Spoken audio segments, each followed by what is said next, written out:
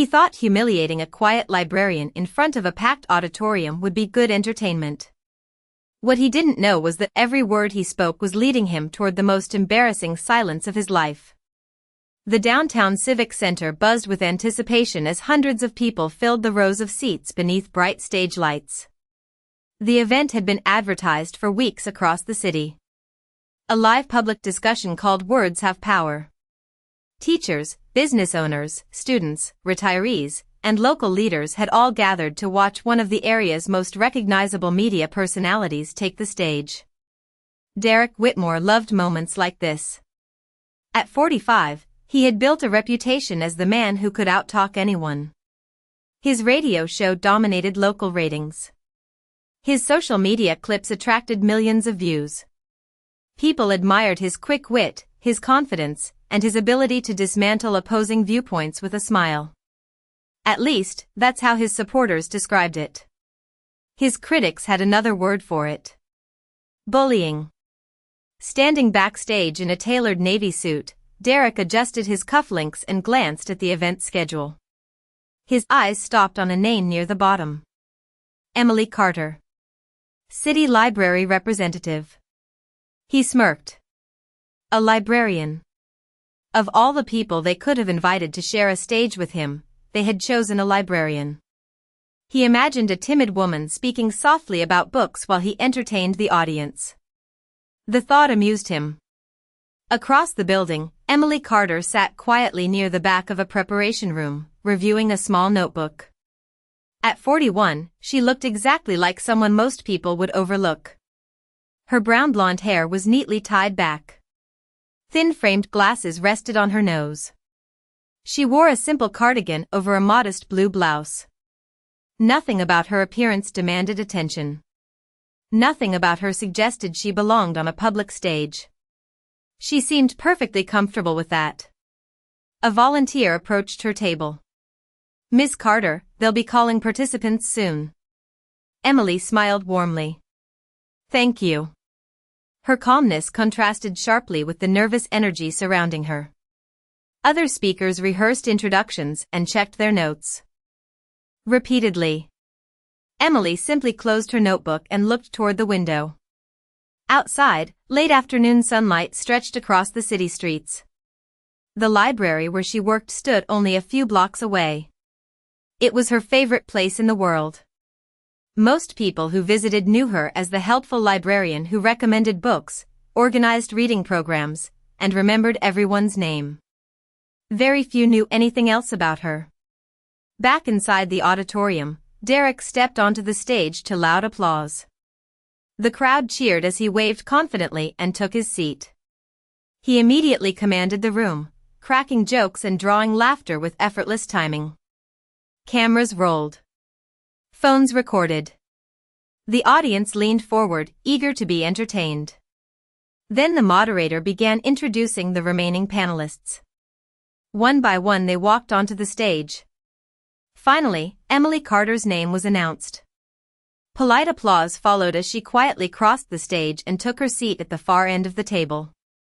Derek glanced in her direction for the first time. His smile widened. To him, she looked exactly as expected. Quiet. Ordinary. Harmless. The perfect target. What Derek couldn't see was that several people in the audience recognized Emily immediately. A retired judge sitting near the front straightened in his seat. A university professor exchanged a knowing glance with a former executive seated beside him. Neither said a word. They simply watched. Because unlike Derek Whitmore, they knew something the rest of the room did not. And before the evening was over, everyone else would know it too. As the moderator welcomed the audience and outlined the evening's discussion topics, Emily sat quietly with her hands folded on the table. She did not scan the crowd for approval. She did not adjust her microphone repeatedly like some of the other speakers. She simply listened. Derek noticed immediately. In his experience, nervous people always revealed themselves. They shifted in their seats. They overprepared. They tried too hard to appear confident. Yet the woman beside him displayed none of those signs. For a brief moment, he found that unusual. Then he dismissed the thought. Across town, Emily's co-workers would have laughed if anyone suggested she belonged on a stage with media celebrities and public figures. To them, she was the woman who arrived every morning before opening hours, carrying a travel mug of coffee and a stack of returned books. Children adored her reading programs. Seniors sought her recommendations. College students often stopped by her desk when they needed help finding research materials. She never sought attention. In fact, she seemed to avoid it whenever possible. Yet there was something curious about Emily that many people noticed but few discussed. Every so often, someone with an impressive background would visit the library specifically to speak with her. Former attorneys, business executives, professors, community leaders. They would sit across from her at a small wooden table tucked between the history shelves and the reference section. Sometimes those conversations lasted 10 minutes. Sometimes they lasted an hour. Afterwards, they almost always left looking thoughtful. Nobody knew exactly what they discussed. Emily never volunteered details. Several years earlier, one of the city's largest non-profit organizations had experienced an internal dispute that threatened to divide its leadership. According to local rumors, Emily had quietly helped mediate the conflict. Another story claimed a university dean once sought her advice before a major public debate. There were dozens of stories like that. None could be fully confirmed. Emily never took credit for any of them. She simply returned books, organized events, and greeted visitors with the same warm smile. Back inside the Civic Center, the moderator began introducing discussion topics centered around communication, persuasion, and public discourse. Derek leaned comfortably into his chair. These subjects were his domain. He had built an entire career around controlling conversations. He understood audiences. He understood pressure. Most importantly, he understood how to make people uncomfortable without appearing openly hostile. It was a skill that had served him well for years. As audience members submitted questions through an event app, Derek glanced toward Emily again. She was reviewing a single page of handwritten notes. Just one page. He almost laughed. Other panelists carried folders thick with statistics and prepared statements. Emily carried one sheet of paper. The contrast amused him. What Derek did not know was that the paper contained almost nothing. No prepared arguments. No scripted responses. No rehearsed talking points. Emily had learned long ago that the strongest position in any conversation was not having the perfect answer. It was understanding the right question. As the first audience question appeared on the large screen behind them, Derek smiled confidently and adjusted his microphone. He was already planning how to entertain the crowd. He believed the evening belonged to him. And for the moment, nearly everyone in the room believed it too. The first question displayed on the giant screen behind the panel seemed harmless enough. Has modern communication made people more respectful or less respectful? The moderator smiled and invited Derek to answer first. Derek leaned forward immediately, as if the question had been written specifically for him. The audience laughed at his opening joke. Then they laughed again at another. Within moments he had the room exactly where he wanted it. Confident. Relaxed. Focused on him. The problem is not communication, Derek declared. The problem is that everybody thinks their opinion deserves the same weight as expertise. Several people nodded. Others applauded. Derek continued speaking with the smooth confidence that had made him famous. He moved effortlessly from humor to criticism and back again. Then his eyes drifted toward Emily. A faint smile appeared on his face. The kind of smile people often wore right before making a mistake. No offense to my fellow panelists, he said. But expertise matters. We cannot pretend every perspective carries equal value just because someone has access to a microphone. The audience chuckled politely. Emily remained silent. Derek continued. Take librarians, for example. More laughter followed. Wonderful people. Important work. But if I need advice about public communication, I am probably not asking the person who spends all day reminding teenagers to return overdue books. This time the laughter was louder. Several audience members glanced toward Emily. The moderator shifted slightly in his seat. One of the other panelists looked uncomfortable. Emily simply folded her hands together and listened. Derek noticed the reaction and pressed forward. He had found his target. I mean no disrespect, he said, while sounding very much like he did. But some professions are built for public influence and some are built for quiet corners. More laughter. Derek leaned back, satisfied with himself. From his perspective, the exchange was harmless. The audience was entertained. The event remained lively. Everything was going according to plan. Yet something unexpected happened.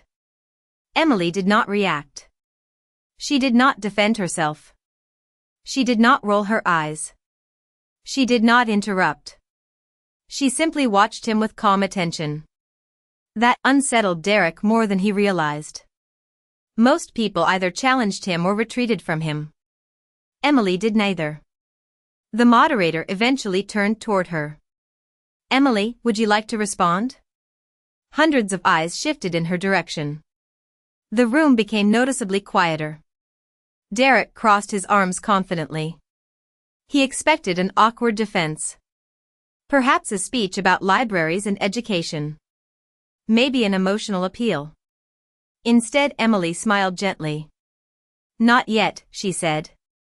Her voice was soft but clear enough to carry through the auditorium. A few people looked surprised.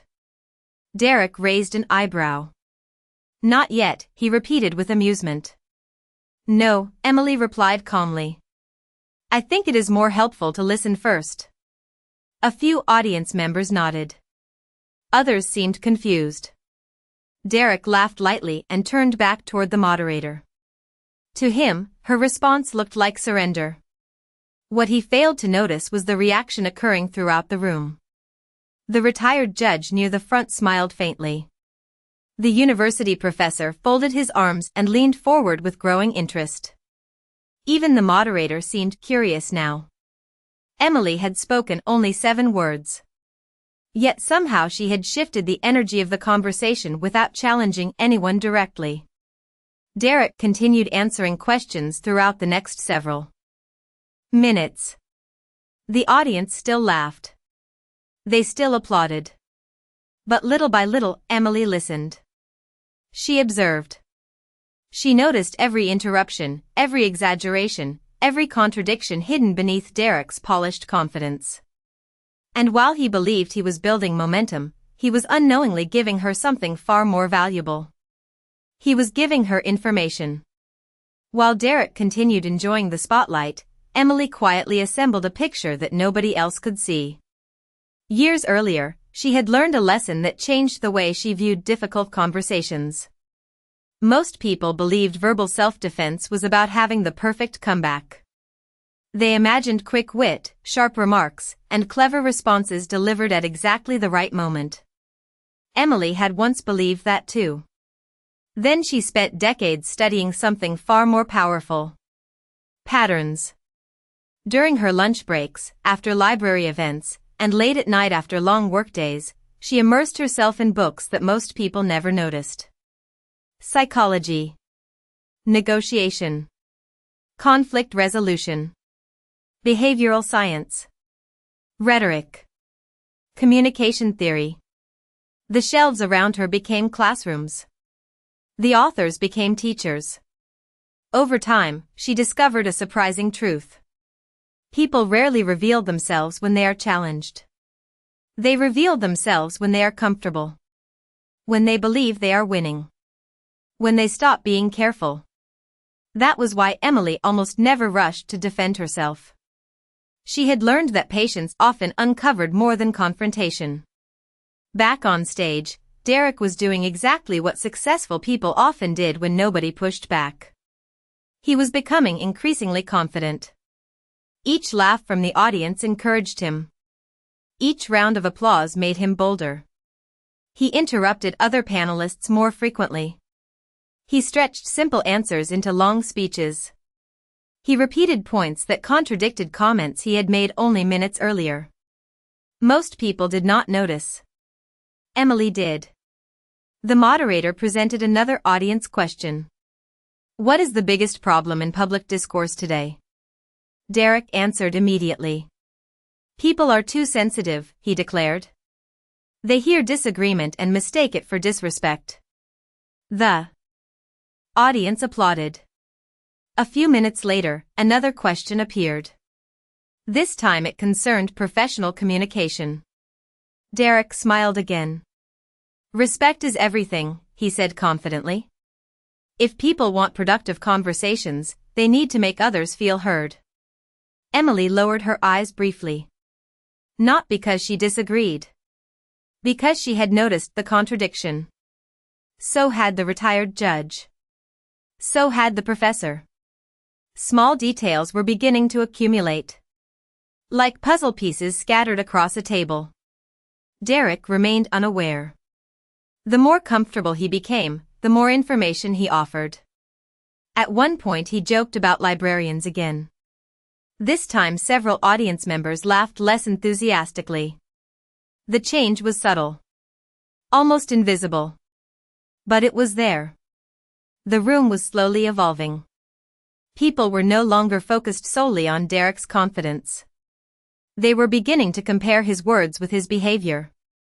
Emily never interrupted. Never corrected him. Never challenged him. She simply listened. That made her appear passive.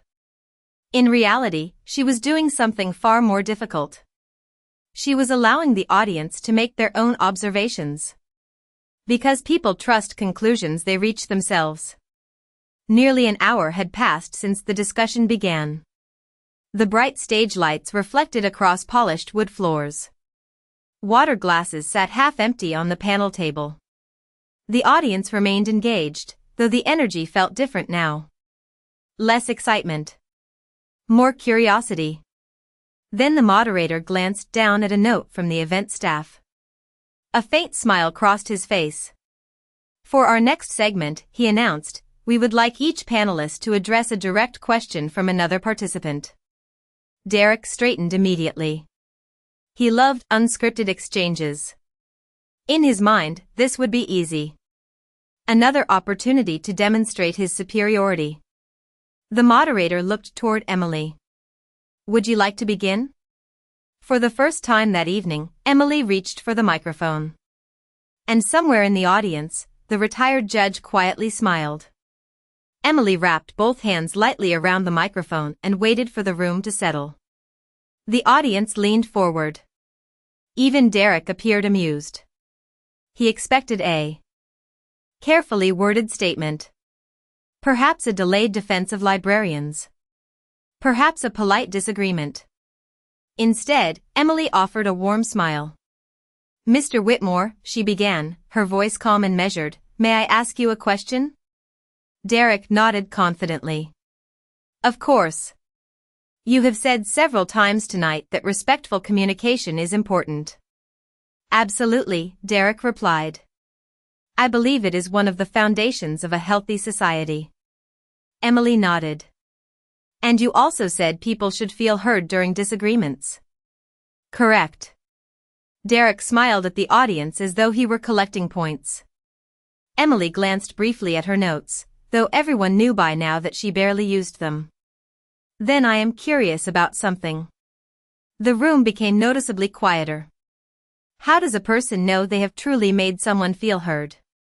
Derek answered immediately. Simple. You listen to them. Emily nodded again. That makes sense. A few audience members smiled. The question seemed harmless. Almost disappointingly simple. Derek relaxed further into his chair. Then Emily asked her second question. Can someone feel heard if they are interrupted? Derek hesitated for a fraction of a second. Well, generally speaking, probably not. I agree, Emily said.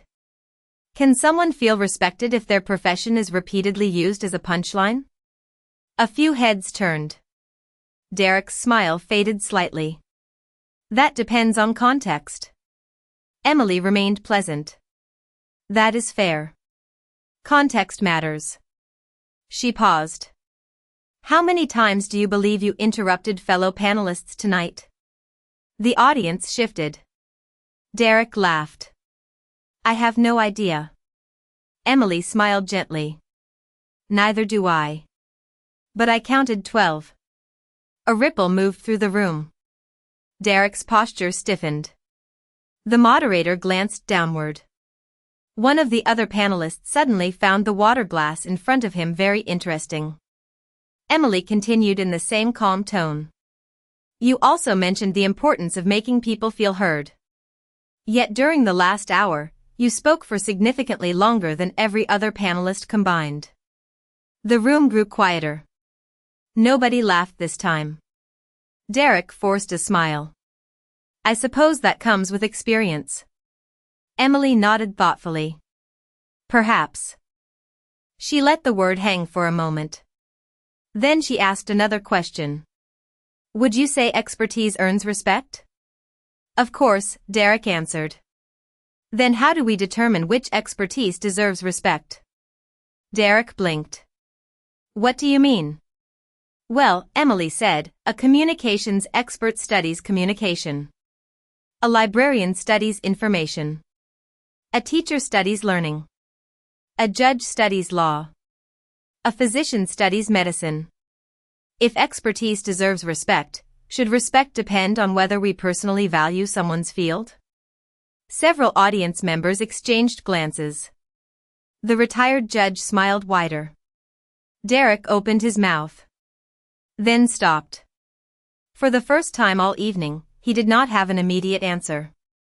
Emily never pressed him. She never raised her voice. She simply waited. The silence stretched for several seconds. Not uncomfortable.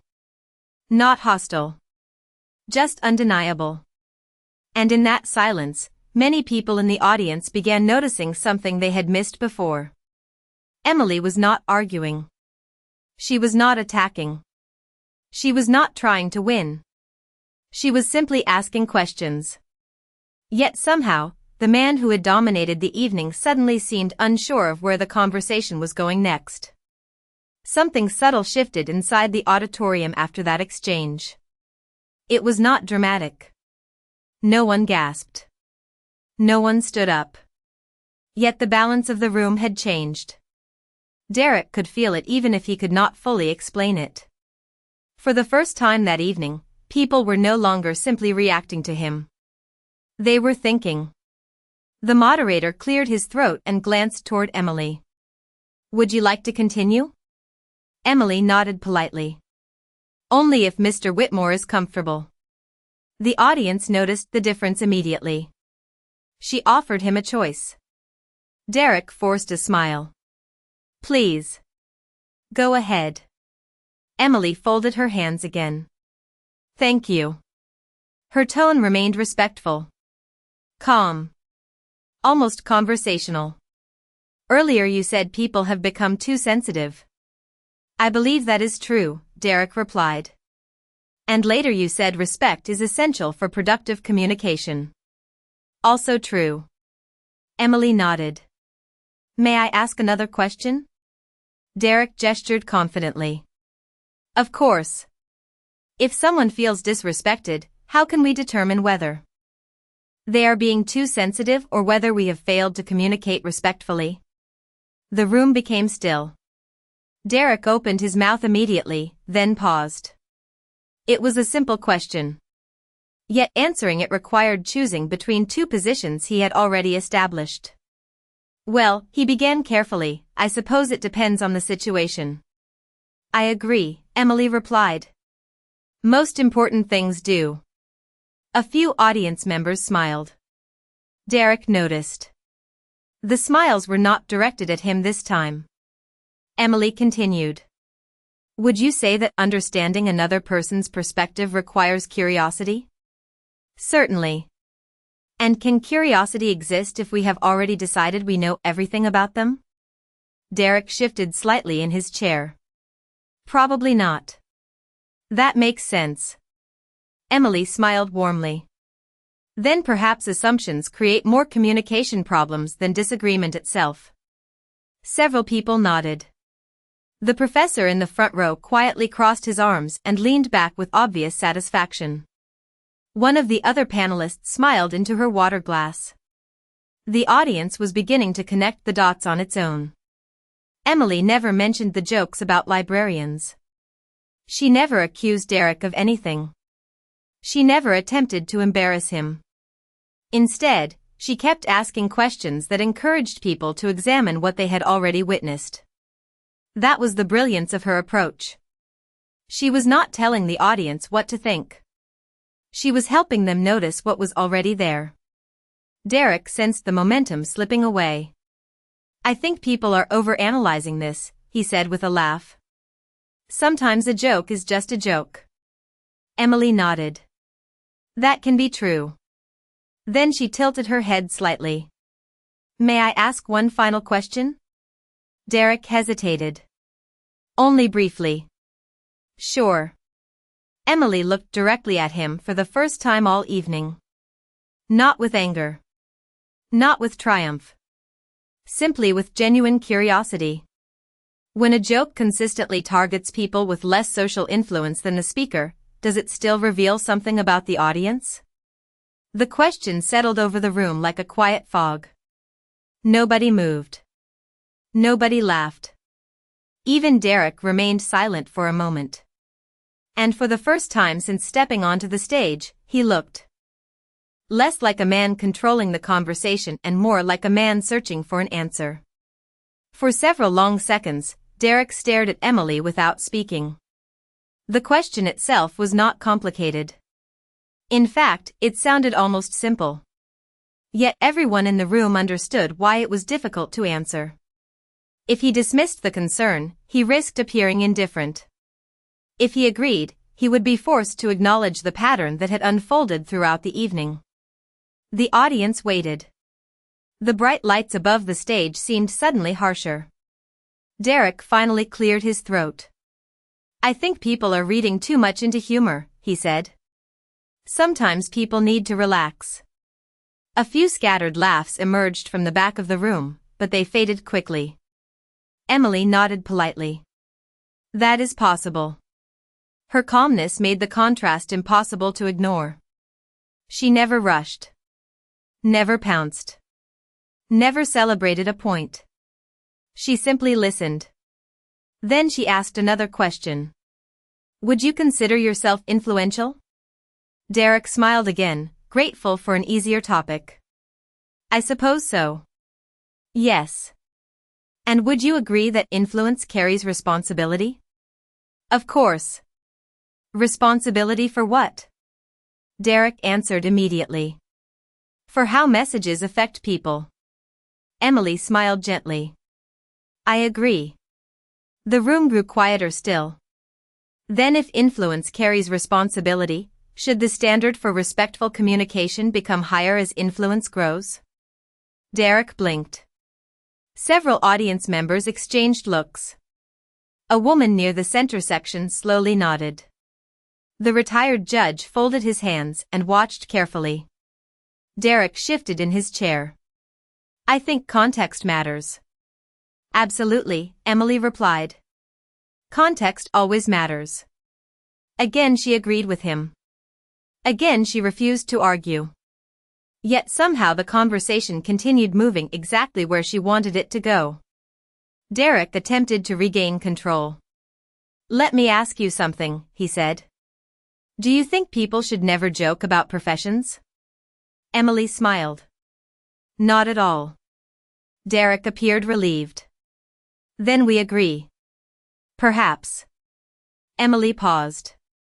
May I ask a follow-up question? The audience chuckled softly. Not because the moment was funny, but because everyone recognized the pattern now. Derek hesitated. Go ahead. Emily tilted her head slightly. If the joke is harmless, why does it become less enjoyable when the person being discussed is allowed to respond? A hush fell across the auditorium. Derek opened his mouth. Closed it. Opened it again. Nothing came out immediately. The audience noticed. So did the moderator. So did every panelist seated at the table. Emily had not challenged his intelligence. She had not questioned his success. She had not attacked his character. She had simply exposed a contradiction hiding in plain sight. The room was beginning to understand what made her so effective. She never fought for control of a conversation. She let people reveal themselves. Derek glanced toward the audience. Earlier, their faces had reflected admiration and amusement. Now he saw something different. Curiosity. Evaluation. Reflection. They were no longer following him. They were examining the ideas themselves. For the first time all evening, Derek seemed aware that he was no longer leading the discussion. Emily still had not raised her voice. She still had not delivered a speech. Yet somehow she had transformed an entire auditorium into a room full of careful listeners. And that realization was beginning to make Derek increasingly uncomfortable. The moderator looked from Derek to Emily, clearly sensing that the discussion had reached a turning point no one had anticipated when the evening began. Earlier, Derek had commanded every corner of the room. Now the atmosphere felt entirely different. Nobody was waiting for the next joke. Nobody was looking for the next clever remark. They were listening. Really listening. Derek forced a smile and adjusted his microphone. I think we are turning a simple conversation into something unnecessarily complicated, he said. Communication does not need to be analyzed to death. Several months earlier, that line might have earned immediate applause. Tonight, it landed with surprising softness. Emily nodded respectfully. That is a fair concern. Derek seemed encouraged. Exactly. Emily smiled. May I ask one final question before we move on? A faint ripple of anticipation moved through the audience. Derek hesitated. Then he nodded. Sure. Emily folded her hands together. Throughout tonight, you have spoken about expertise, respect, influence, responsibility, humor, and communication. Derek nodded cautiously. Yes. Emily continued. And I believe we agree on many things. That statement surprised him. It also surprised much of the audience. We do?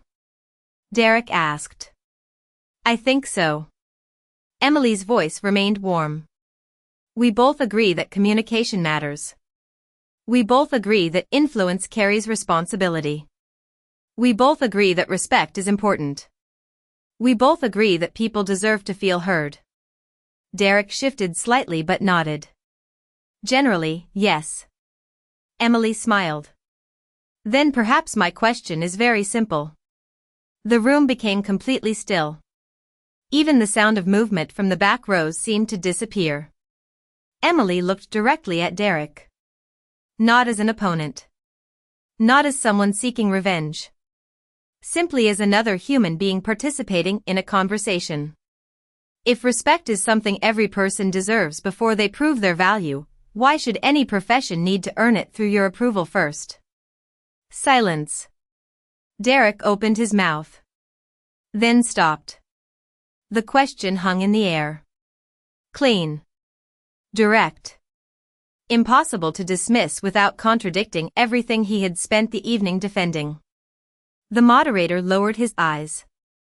One panelist slowly leaned back in her chair. The retired judge smiled faintly.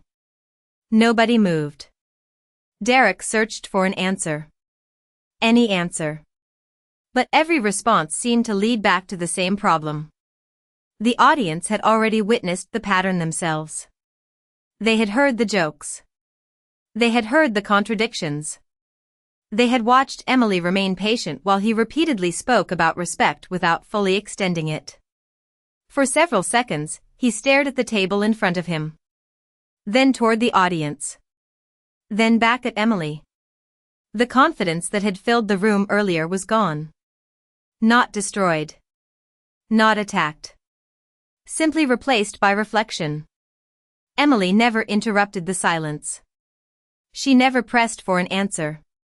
She never celebrated. She merely waited. And in that moment, something remarkable happened. Hundreds of people sat together in absolute stillness. No laughter. No applause. No commentary. Just a room full of people recognizing a truth that no speech could have delivered more effectively.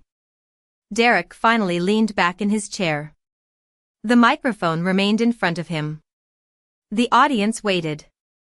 But for the first time all evening, the man who always seemed to have something to say had nothing to add. The room went silent. The discussion ended a few minutes later, but the silence lingered long after the microphones were turned off. Audience members filed out of the Civic Center speaking more quietly than they had when they arrived. Small groups gathered in the lobby. Some discussed communication. Others discussed leadership. But most found themselves talking about the same thing. Not the jokes. Not the arguments. Not even the questions. They talked about the difference between speaking and understanding. Emily remained near the stage as event staff collected materials and folded signs. She thanked the moderator, shook hands with the other panelists, and gathered her notebook. There was no celebration in her expression. No sense of victory. She looked exactly the same as she had looked when she arrived. Calm. Unassuming. Content to return to her ordinary life. As she prepared to leave, the retired judge approached her. "That was impressive," he said. Emily smiled politely. "Thank you." The judge shook his head. "No. Not impressive. Important." Emily considered that for a moment before offering a small nod. Across the room, Derek stood speaking quietly with event organizers. He seemed thoughtful now. Less certain. Less interested in performing. When he finally glanced toward Emily, their eyes met briefly. Emily smiled and gave a polite nod. Nothing more. No triumph. No resentment. Just courtesy. Derek returned the nod. For the first time that evening, there was no audience watching. No microphones. No applause. Just two people standing in a quiet room. Then Emily turned and walked away. The next morning, the city library opened at 9 o'clock sharp. Sunlight filtered through tall windows and stretched across rows of bookshelves. Children arrived for reading programs. College students searched for research materials. Retirees gathered near the newspapers. And behind the front desk sat Emily Carter, helping visitors exactly as she always had. If anyone expected her to discuss the event, they were disappointed. She recommended books. Answered questions. Organized returns. By noon, the Civic Center discussion had already begun spreading online. Clips circulated across social media. Thousands of people watched the exchange. Yet the moments shared most often were not dramatic confrontations. They were the pauses. The questions. The silences. People seemed fascinated by how someone could remain so calm while guiding a difficult conversation. Late that afternoon, a young college student approached the circulation desk. "Miss Carter," he said nervously, "can I ask you something?" Emily smiled. "Of course." The student hesitated. "How did you know what to say?" Emily glanced toward the shelves around them. Then she smiled again. "Most of the time, the goal is not knowing what to say. The student looked confused. Emily continued. The goal is knowing what to listen for. The student stood quietly for a moment before nodding. Somewhere beyond the library walls, people would continue debating opinions, defending positions, and competing to be heard. But inside that quiet building, surrounded by books and ideas collected across generations, Emily returned to what she had always understood. Real confidence does not need the last word. Real wisdom does not need the loudest voice. And real respect begins when we stop trying to prove our value and start recognizing the value in others. And on that ordinary afternoon, the world seemed just a little quieter because one librarian had remembered what dignity looks like.